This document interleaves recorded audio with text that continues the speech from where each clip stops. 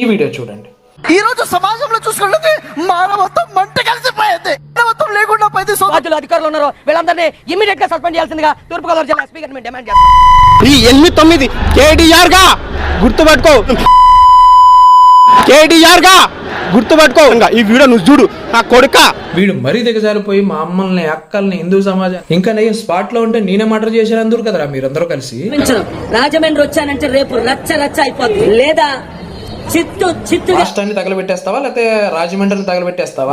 దాన్ని వేరేగా బయట తీసుకెళ్ళాడు అనుకోండి, ఈ రాష్ట్రం అంతా తగలబడిపోతుంది.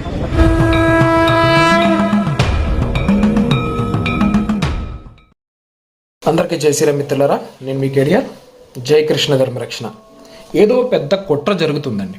ఎంత పెద్ద కుట్ర అంటే ఇది అసలు కనీ విని ఊహించలేము అనమాట.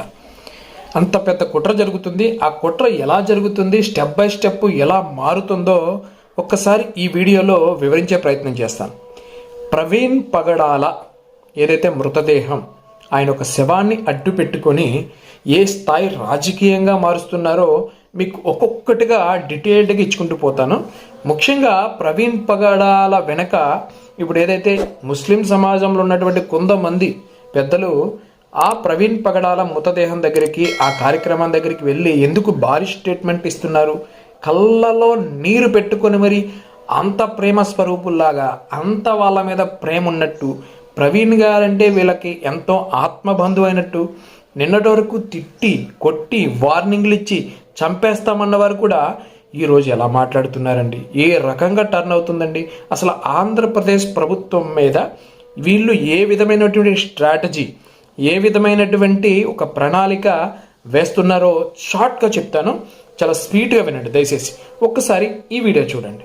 ఈ రోజు సమాజంలో చూసుకుంటే మానవత్వం మంట కలిసిపోయింది. మానవత్వం లేకుండా పోయింది. సోదరులారా, ఈ రోజు మన సమాజాన్ని మనం కాపాడుకోవాలి. మన సమాజాన్ని కాపాడుకోవాలంటే మనిషిని మనిషిగా చూసే సమాజాన్ని నిర్మించుకోవాలి. ప్రజల్లో మానవత్వం చచ్చిపోయింది, ధర్మం కనుమరుగైపోయింది. నిన్ను వాళ్ళని పొరుగువారిని ప్రేమించుము అన్న ధర్మాన్ని మన ప్రజలకి పరిచయించాలి. దీనికోసం మన ప్రవీణ్ పగడాల గారు పాటుపడ్డారు. వారు చేసిన ప్రయాణం ఊరూరు తిరుగుతూ ప్రజలకి. ప్రవీణ్ గారి మృతదేహం దగ్గరికి వెళ్ళి కళ్ళంట నీళ్లు పెట్టుకున్నాడండి. ఎప్పుడైనా చూసామా? ఎప్పుడైనా ఈ వ్యక్తిని అలా ఏడవడం, అలా బాధపడిపోవడం, సమాజంలో మంచి లేదు, చనిపోయింది, ఇంకేంటే అబ్బా అద్భుతం కదా. సరే అన్నాడు అనుకుందాం. సొంత ఫ్యామిలీ మెంబర్స్ అలా ఏడట్లేదండి.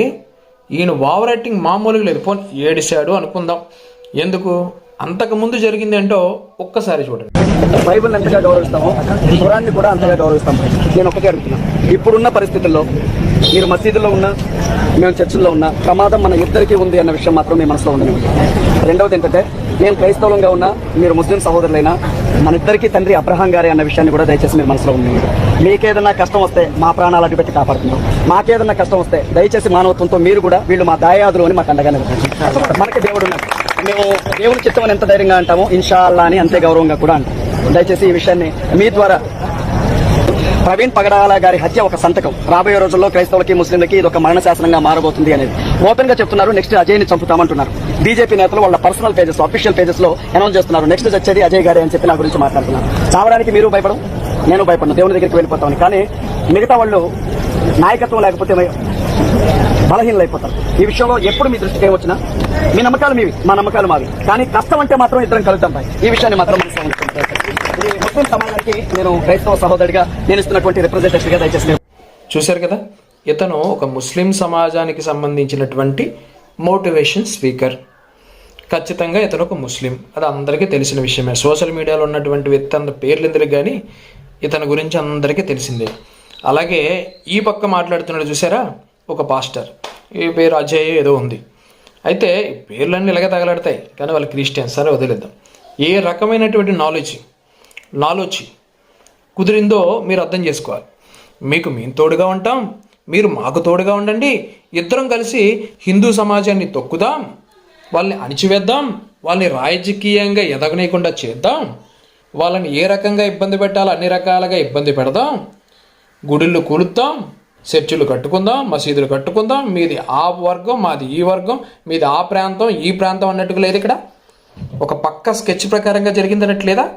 ఎందుకు ఈ మాట అంటున్నానంటే, ఎవడైతే యువతల పక్క ముస్లింలకు మేము అండగా ఉంటాం, మాకు మీరు అండగా ఉండండి అని ఏదైతే మాట్లాడుతున్నాడు ఈ పాస్టరు, అతను ఈ ప్రమాదం జరగక ముందు ఏం మాట్లాడాడో ఒక్కసారి వినండి. ఆంధ్ర రాష్ట్రం ఉప ముఖ్యమంత్రి పవన్ కళ్యాణ్ గారి గురించి 3 విషయాలు చెప్పడానికి నేను ఈ వీడియో చేస్తున్నాను. ఏ చెట్టు మీద ఉంటే ఆ చెట్టు రంగులోకి మారే ఊసర వెళ్ళి కూడా సిగ్గుపడి ఆత్మహత్య చేసుకుని చచ్చిపోయేలాగా పవన్ కళ్యాణ్ గారు సభకు ఒక రంగును మారుస్తున్నారు, రోజుకు ఒక రంగును మారుస్తున్నారు. ఆయన జనసేన జయకేతనం పేరుతో ఏర్పాటు చేసినటువంటి తన బహిరంగ సభేమో జనసేన. విన్నారు కదా, ఒక్కొక్క డాట్ డాట్ డాట్ పాయింట్ని మొత్తం కలిపి చూపిస్తాం మీకు. ఈ డాట్స్ అన్ని ఇలా కలిపితే ఒక ఆకారం వస్తుంది కదా, దాని పేరు కుట్ర, ప్రభుత్వం మీద కుట్ర. ఎందుకు అంటున్నానంటే ఈ వీడియో ఎప్పుడు పెట్టింది కాదు, పవన్ కళ్యాణ్ గారు సభ పెట్టారు కదా, అంటే ప్రవీణ్ కుమార్ గారు చచ్చిపోక ముందు, ఆయనకి యాక్సిడెంట్ జరగక ముందు, ప్రమాదం జరగక ముందు పవన్ కళ్యాణ్ గారు ఒక సభ పెట్టారు. ఆ సభ గురించి మాట్లాడుతూ ఈ పాస్టరు ఇతను ఏ విధంగా మాట్లాడాడు చూడండి. వీళ్ళకి సహజంగానే కూటమి ప్రభుత్వం మీద పవన్ కళ్యాణ్ గారు హిందూ వైపు కొంత సపోర్ట్గా ఉండి అప్పుడప్పుడు మాట్లాడుతున్నారు కనుక వాళ్ళ మీద సహజంగానే ఒక పెద్ద కుట్ర ఉంది, పెద్ద ద్వేషం ఉంది అని చెప్పడానికి చిన్న క్లిప్ చూపించా. ఇలాంటి ఇంకా చాలా ఉన్నాయి, వీడియో సరిపోదు. అయితే దీన్ని పోస్ట్ చేసినటువంటి వ్యక్తి ఇంకొక డాట్ ఏంటంటే, ఇప్పటికి 3 డాట్లు కదా, ఇంకొక డాట్ కూడా కనెక్ట్ చేద్దాం. దీనికి పోస్ట్ చేసిన వ్యక్తి, ఈ వీడియోని పోస్ట్ చేసినటువంటి వ్యక్తి ఎవరో తెలుసా? ఒక్కసారి చూడండి. రాజేష్ మహాసేన అత్యంత సన్నిహితమైన అనుచరుడు. ఎవరండి? రాజేష్ మహాసేన మహాసేన మీడియాలో ఉన్నటువంటి అత్యంత సన్నిహిత అనుచరుడు. రాజేష్ మహాసేన ఎవరో తెలుసు కదా, టీడీపీ అధికార ప్రతినిధి అంట. కానీ వాడికి పవన్ కళ్యాణ్ అంటే పేకల వరకు కోపం, అస్సలు తట్టుకోలేడు. పవన్ కళ్యాణ్ పేరు తెస్తే చాలు వీడు పూనకు ఉంచినట్టు రెచ్చిపోతాడు. ఆ అనుచరుడు పవన్ కళ్యాణ్ని తిడుతున్నట్టు ఈ పాస్టర్ మాట్లాడినప్పుడు ఇతను అప్లోడ్ చేశాడు. ఇదొకటే కాదు, ఇలాంటివి ఒక 50-60 వీడియోలు అప్లోడ్ చేశాడు. అంటే ఇతనికి తెలియకుండా, ఇతని సమాచారం లేకుండా ఈ వీడియోలు అప్లోడ్ చేస్తారు. ఇదంతా కూటమికి వ్యతిరేకంగా పవన్ కళ్యాణ్ గారిని దెబ్బతీయాలి, బీజేపీని ఇక్కడి నుంచి దూరం చెయ్యాలి అని ఒక కుట్రలో జరుగుతున్నటువంటి భాగం. ఇంకొక డాట్ కదా, క్లియర్ అయింది కదా. ఇప్పుడు ఇదే పాస్టరు తర్వాత ఏం మాట్లాడాడో ఈ ప్రమాదం జరిగినప్పుడు ఒక్కసారి వినండి. ప్రవీణ్ పగడాల గారి మీద చేయబడ్డం అన్నా, చనిపోవడం అన్నా అది యావత్ క్రైస్తవ సమాజానికి సంబంధించినటువంటి విషయం. మీరు దళితులుగా ఎవడు పుట్టాలనుకుంటాడు అనుకున్నటువంటి ప్రభుత్వం కింద బతుకుతున్నాం. మేము ఎందులో బతుకుతున్నాము అనంటే, ఈ క్రైస్తవులు పెచ్చిమీరిపై ప్రవర్తిస్తున్నారు, గురువుల దగ్గరకు వచ్చి కూడా వీళ్ళు రోజు మత మార్పిళ్లు చేస్తున్నారు అన్న వ్యక్తుల ప్రభుత్వంలో బ్రతుకుతున్నాం. మేము ఎలాంటి ప్రభుత్వంలో బ్రతుకుతున్నామంటే, పర్మిషన్ లేకుండా కట్టిన చర్చలన్నింటినీ కూల్చివేయడానికి సిద్ధపడమని జీవో ఇచ్చినటువంటి ప్రభుత్వం కింద మేము బ్రతుకుతా ఉన్నాం. మేము ఎలాంటి ప్రభుత్వం కింద బ్రతుకుతా ఉన్నాము అంటే, ఏ స్థితిలోనైనా క్రైస్తవులకు ఏమాత్రం విలువలేని స్థితి బీజేపీ పార్టీకి సంబంధించిన నాయకులు వాళ్ళ పేజీల్లో సర్క్యులేట్ చేస్తున్నారు. విన్నారు కదా, శవ రాజకీయాలు అన్నాను కదా. ఒక శవాన్ని పట్టుకొని రాజకీయం చేయడం వీళ్ళకంటే బాగా తెలిసినట్టు ఇంకెవరికి లేదనుకుంటా.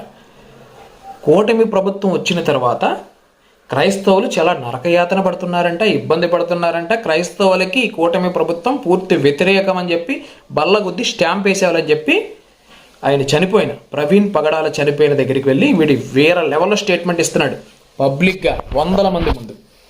అంటే ఇంటెన్షన్ మీకు అర్థమవుతుందా? మీకు అర్థమవుతుందిగా. ఇది ఇంకొక డాట్. అయితే ఇక్కడ 5 డాట్లు ఇప్పటికీ చెప్పే కదా, ఇంకా 6వ డాట్. అన్యాయం కోసం మీరు గల్లం ఎత్తడానికి సిద్ధం కాండి.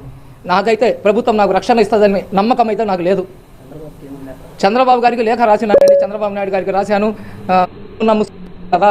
నాకు ఏదైనా చచ్చిపోయిన తర్వాత అప్పుడు సానుభూతి తెలుపుతారు. నాకు ప్రభుత్వం న్యాయం చేస్తుందని నమ్మకం లేదు. మా కమ్యూనిటీలో ఉన్న ముస్లిం పెద్దలకు నేను అడుగుతున్నా, మొహమ్మద్ ప్రవక్త కోసం నేను మాట్లాడినా, నా వ్యక్తిగతం కాదు అది. నన్ను తిడితే నేను క్షమిస్తా, కానీ నా ప్రవక్త ఎవరు తిట్టినా నేను క్షమించను. కానీ ప్రవక్త మీద అభిమానం ఉన్న ముస్లింల కళ్ళు తెరవండి. మైనార్టీలకు జరుగుతున్న అన్యాయం మీద గల్లం ఎత్తడానికి సిద్ధం కాండి. నేను బ్రతికి ఉన్న పోరాటం చేస్తా. ఒకవేళ నన్ను ఎవరైనా చంపేసినా కానీ నా మీద జరిగిన అన్యాయం కోసం మీరు గల్లం ఎత్తడానికి సిద్ధం కాండి. నాకైతే ప్రభుత్వం నాకు రక్షణ ఇస్తుందని నమ్మకం అయితే నాకు లేదు. చంద్రబాబు గారికి లేఖ రాసినానండి, చంద్రబాబు నాయుడు గారికి రాశాను, అందరికీ మెన్షన్ చేస్తూ బహిరంగ లేఖ రాసినాను. చంద్రబాబు నాయుడు గారికి, ఉప ముఖ్యమంత్రి గారికి, డీజీపీ గారికి ఏమని లేఖ రాసినానంటే, ఈ విధంగా అన్యాయంగా నాకు సంబంధం లేని దాంట్లో నా మీద దుష్ప్రచారం చేస్తున్నారు. ఈ దుష్ప్రచారం వల్ల ఎవరైతే క్రైస్తవులు ఉన్న అతివాదులు ఉన్నారో వాళ్ళ వల్ల నాకు ప్రాణహాని ఉంది, నాకు వాళ్ళు ఏదైనా చంపేస్తారని భయం ఉంది, కాబట్టి నా ప్రాణానికి రక్షణ కల్పించండి.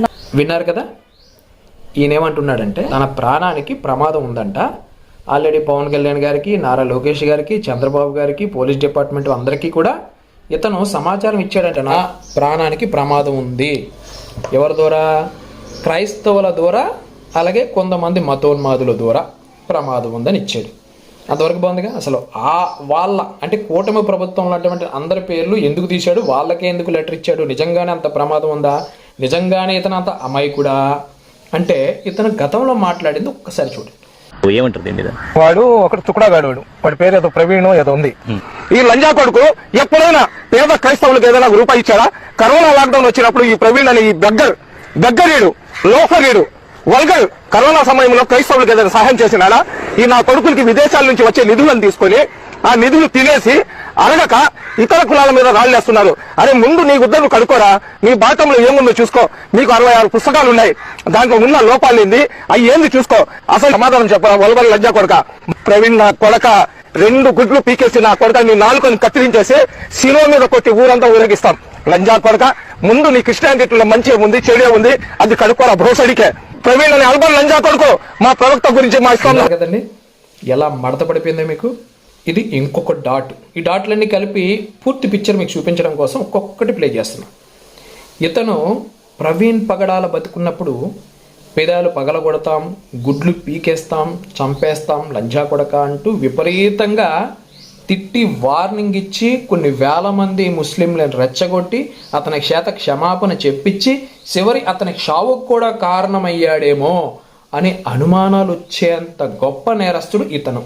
మెయిన్ పర్సన్ ఇతను అనుచర వర్గం, ముస్లిం సమాజంలో ఉన్నటువంటి పెద్దలు అందరూ కూడా ప్రవీణ్ని క్షమాపణ చెప్పించింది వీళ్ళు. అసలు నేరస్తులు వీళ్ళు. ఒకవేళ హత్య అయితే వీళ్ళ మీద వెయ్యాలి, ఒకవేళ నిజంగానే యాక్సిడెంట్ అయితే అది ప్రమాదవస్తు జరుగుద్ది. అంతకు మించి ఎంత క్లియర్ కట్గా ఉంది కదా. మరి ముస్లిం సమాజంలో ఉన్నటువంటి ఇతని మీద ఏ పాస్టర్, 2 తెలుగు రాష్ట్రాల్లో ఉన్నటువంటి ఏ పాస్టర్ కూడా ఒక్క వీడియో ఎందుకు పెట్టలా? అర్థమైందా? మన హిందూ సమాజం మీద ఏదో మేమేదో చేసినట్టు, హిందూ సమాజమే ఇతను ఏదో చంపేసినట్టు క్రియేట్ చేస్తూ ఒక 200 మంది పెద్ద పాస్టర్లు, ఒక 300 మంది క్రైస్తవ సంఘాలు ప్రశ్నిస్తూ మన మీద నిందలేస్తూ వీడియోలు చేసినాయి కదా. ప్రభుత్వం మీద కూడా, కూటమి ప్రభుత్వం మీద కూడా నిందలేస్తూ మాకు రక్షణ లేదు అని మాట్లాడినాయి కదా. మరి ఇంత తీవ్రంగా వార్నింగ్ ఇచ్చిన వాడి మీద కనీసం ఒకవేళ నేను చూడలేదేమో ఒక 10 మంది పాస్టర్లు ఈ ముస్లిం సమాజం ద్వారా మా వాడికి అన్యాయం జరిగింది, చంపేసింది వాళ్ళేమని డౌట్గా ఉంది అని ఒక్క 10 మంది వీడియోలు చేసినట్టు నాకు లింకులు పంపించారు. ఇప్పటి వరకు ఇంత పెద్ద సీన్లో కనబడదు నాలెడ్జ్. ఇంకొక ట్విస్ట్ చివరిలో మీకు చెప్తా. ట్విస్ట్ ఏంటంటే ఇంకో చివరిలో చెప్తా. ఇప్పుడు మహాసేన రాజేష్, మాడాసేన రాజేష్ అంటాం కదా, ఒక్కసారి వాడి వీడియో కూడా ఒక రౌండ్ వేసుకుందాం, చూడండి. ఏం చేద్దామని ఈ రాష్ట్రంలో ఇప్పటికే ఈ ఓటీటీలు వచ్చిన తర్వాత ప్రతి ఒక్కరు మలయాళం క్రైమ్ సినిమాలు చూసేట్టు, ఆ సినిమాలు చూసి ప్రతి ఒక్కరు అనాలిసిసే. అక్కడేమైంది, ఇక్కడేమైంది, ఇది ఇలా జరుగుంటుంది, అలా జరుగుంటుంది. ఈ లోపు హిందువులు, ముస్లింలు, క్రైస్తవులు కొట్టుకు తెచ్చేదాకా ఈ విషయానికి ఒక కన్క్లూజన్ ఎవరా? ఏం చేస్తున్నారో నాకు అర్థం కాదు. ఇదే కావాలని ఇంటెన్షనల్గా ఈ గవర్నమెంట్ని మమ్మల్ని బ్యాట్ చేయాలని ప్రయత్నిస్తున్నారు.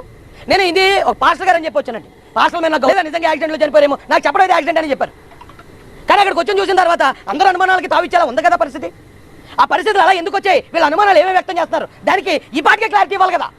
అంటే దీన్ని ఇంకా ప్రతిపక్ష పార్టీలో లేకపోతే కేంద్రంలో ఉన్న పార్టీలో ఇవన్నీ వచ్చి ధర్నాలు రాస్తారోకలు చేసి ఈ మత గొడవలు జరిగేదాకా కళ్ళప్పకించి చూస్తారా? ఎవరైతే ఈ బాధ్యులు అధికారులు ఉన్నారో వీళ్ళందరినీ ఇమీడియట్ గా సస్పెండ్ చేయాల్సిందిగా తూర్పుగోదావరి జిల్లా ఎస్పీ గారిని మేము డిమాండ్ చేస్తున్నాం. ఈ మత గొడవలు జరిగేదాకా కళ్ళప్పకించి చూస్తారా? ఎవరైతే ఈ బాధ్యులు అధికారులు ఉన్నారో వీళ్ళందరినీ ఇమీడియట్ గా సస్పెండ్ చేయాల్సిందిగా తూర్పుగోదావరి జిల్లా ఎస్పీ గారిని మేము డిమాండ్ చేస్తున్నాం. వీళ్ళు అర్జెంట్ గా సస్పెండ్ చేయండి. వీళ్ళు ఒకవేళ ఇప్పటిదాకా ఏదైతే సీఏ గారు కానీ ఈ తప్పుడు ఇన్ఫర్మేషన్ ఇచ్చిన వాళ్ళు కానీ ఎవరైతే ఉన్నారో వాళ్ళు ఈ ఎంక్వైరీలు ఉంటే. విన్నారు కదా, వీడంట కూటమి ప్రభుత్వానికి అధికార ప్రతినిధి లేకుంటే టీడీపీ పార్టీకి అధికార ప్రతినిధి. అసలు ఇక్కడ లాజిక్, డిపార్ట్మెంట్ వాళ్ళని సస్పెండ్ చేయాలంట. ఏసీఏని, ఎస్ఐని, ఈ కేసులు ఎవరైతే ఉన్నారో అందరినీ డిమాండ్ చేయాలంట. ఆవేశంతో ఊగిపోతున్నాడు చూడండి. ఎందుకు సస్పెండ్ చేయాలి, ఏం తప్పు చేశారు అనేది తెలుద్దు. నీకు కూడా ఉంటుందిరా, ఫుల్గా ఉంటుంది, కంగారు పడకు. అసలు నువ్వు అక్కడ జరగగానే ఎందుకు ఆగమేఘాల మీద వెళ్ళిపోయావు అక్కడికి? ఎవడు నీకు ఇన్ఫర్మేషన్ ఇచ్చాడు? అసలు నీకు క్రైస్తవ సమాజంలో ఒక వ్యక్తి చనిపోతే అంత స్పీడ్గా రెస్పాండ్ అయ్యి అక్కడికి ఎందుకు వెళ్ళావు? పబ్లిక్ స్టేట్మెంట్, ఎలాంటి పార్టీకి సంబంధించినటువంటి పర్మిషన్ లేకుండా స్టేట్మెంట్, ఇది యాక్సిడెంట్, పక్కా యాక్సిడెంట్, ఇది ఎవరు బాధపడకండి అంటే అక్కడ వెళ్ళి వాళ్ళని రెచ్చగొట్టి వాళ్ళ చేత వాటర్ బాటిల్ చేత చెప్పుల చేత కొట్టించుకొని మళ్ళీ వెనక్కి ఎందుకు పరిగెట్టుకొచ్చావు? ఇదంతా ఏదో స్కెచ్ లాగా కనబడుతుంది. అసలు నేను ఎవడు వెళ్ళమన్నాడు స్పాట్లోకి? జరిగినప్పుడు గురించి చెప్తున్నా. ఆ తర్వాత మళ్ళీ ఇప్పుడు వెళ్ళి ప్రెస్ మీట్ పెట్టి మరి మా ప్రభుత్వం నిందలాడిపోతున్నాయి, మేమేదో చేసినట్టుగా అనిపిస్తుంది, ఇదేదో బీజేపీ వాళ్ళు పోస్టులు పెడుతున్నారంట, పవన్ కళ్యాణ్ గారు స్పందించలేదంట, ఇవన్నీ ఎవడరా వాగమన్నాడు నిన్ను? అక్కడికి వెళ్ళి ఎవడు వాగమన్నాడు నిన్ను? అంటే ఈ స్కెచ్ ఏంటి నాకు తెలియదు. మళ్ళీ పాస్టర్లు అంటే నాకు అభిమానం, ప్రేమ, అందుకే వచ్చాం. ఏ రోజైనా ఒక హిందూ పూజారి చనిపోతే, ఒక హిందూకి సంబంధించినటువంటి పోరాట యోధుడు చనిపోతే ఎప్పుడైనా వెళ్ళి ఇలాంటి ప్రెస్ మీట్ ఒక్కటి పెట్టినట్టు చూపించరా? ఒక్కటి పెట్టినట్టు చూపించు. నువ్వు ఒక 1000 వీడియోలు చేస్తుంటావు కదా, ఒక్కటి పెట్టినట్టు చూపించు. అంటే ఇంకే వర్గం అన్నా నీకు ప్రేమ ఉండదు. పాస్టర్లు అంటే ప్రేమ, అది కూడా నోటుదూల మాటతో నీ ఎమ్మెల్యే టిక్కెట్ పోదెంకున్నా సరే, కనీసం ఇలాంటి దగ్గరైనా ప్రభుత్వ పరువు నిలబెట్టాలి అని నీకు పార్టీ ఆ అధికారం ఇచ్చినప్పుడైనా నువ్వు కాపాడాలి కదరా. మళ్ళీ వెనక నుండి కోతులేంటి, ఈ స్కెచ్లేంటి? రాజమండ్రి, కాకినాడ, తూర్పుగోదావరి, పశ్చిమ గోదావరి పాస్టర్లు అందరితో నువ్వు వేసిన స్కెచ్ మామూలుగా లేదు. సరే నువ్వు వేసావో లేకుంటే దీని వెనక ఎవడైనా పెద్ద తలకాయ ఉన్నాడో చూద్దాం. ఒక్కసారి కే పౌల్ గారు ఒక్కొక్క డాట్ కనెక్ట్ చేసుకోండి. కే పౌల్ గారు ఏం మాట్లాడారో ఒకసారి విద్దామా? ఆయన్ని చంపేసి యాక్సిడెంట్ గా సృష్టించారని వింటున్నాను. డాక్టర్స్, స్టాఫ్ వినండి, పోలీసులు వినండి, రాజమండ్రి ఎస్పీ వినండి, హోమ్ మినిస్టర్ గౌరవడి అనిత, డీజీపీలు వినండి. ఇన్వెస్టిగేషన్ సరిగ్గా చేసి న్యాయాన్ని ఇమ్మీడియట్ గా జరిగించకపోతే తగిన చర్యలు తీసుకోవడం జరుగుతుంది. దేవుడు క్షమించడు, నేను క్షమించను. రాజమండ్రి వచ్చానంటే రేపు రచ్చ రచ్చ అయిపోద్ది. ఇమ్మీడియట్ గా ఎఫ్ఐఆర్ ఫైల్ చేయండి, ప్రాపర్ ఇన్వెస్టిగేషన్ చేయించండి, వెంటనే చర్యలు తీసుకోండి. చంద్రబాబు నాయుడు గారు మీరు పర్సనల్ గా ఇన్స్ట్రక్షన్స్ ఇవ్వండి. ఎందుకంటే ఈ మధ్యన పవన్ కళ్యాణ్ రెచ్చగొట్టిన మాట్లాడాడే, అందుకు ఇది జరిగిందని ఆయన ఫోన్ ట్యాప్ చేయండి. ఎవరెవరు ఆయనకు శత్రువులు ఉన్నారో ఇన్వెస్టిగేట్ చేయండి. ఇవన్నీ చేసి న్యాయం చేయండి, లేదా చిత్తుగా ఏం చేస్తారో మీకు తెలుసు. Thank you. చూశారు కదా, కే పౌల్ అయితే డైరెక్ట్ కూటమి ప్రభుత్వానికే గురి పెట్టేశాడు. పట్మని బాణం కూటమి ప్రభుత్వానికే, ముఖ్యంగా పవన్ కళ్యాణ్.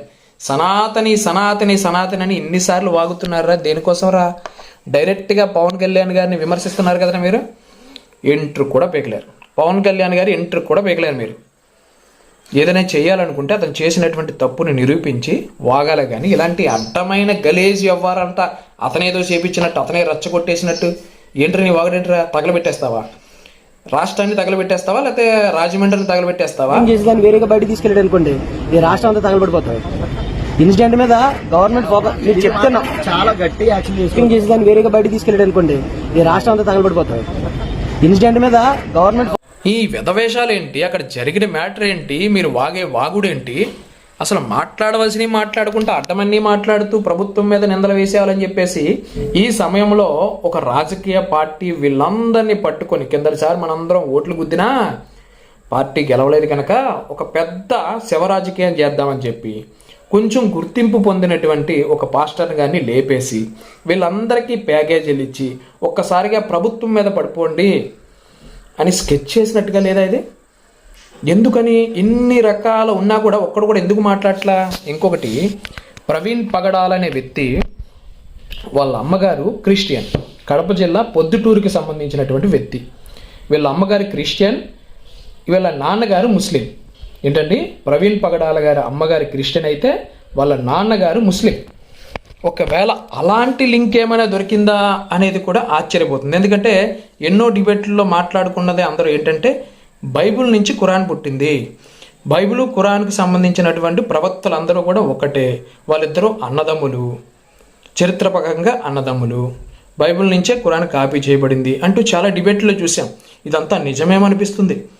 ఎందుకంటే ఒకవేళ ఇద్దరూ ఏమైనా కుట్ర పన్ని రాష్ట్రంలో ఉన్నటువంటి బీజేపీతో కలిసి ఉంది కాబట్టి కూటమి ప్రభుత్వాన్ని దెబ్బతిద్దామని, హిందువులందరినీ రాష్ట్రంలో అణిచివేసేలా చేద్దామని ఒక కుట్ర జరుగుతున్నట్టుగా నాకు అనిపిస్తుంది మిత్రులారా. ఎందుకంటే ఇదంతా చూసిన తర్వాత, ఇదంతా ఒక పక్క అయితే ఒకటి చూడండి, ఈ 8-9 కేడీఆర్ గా గుర్తుపెట్టుకో,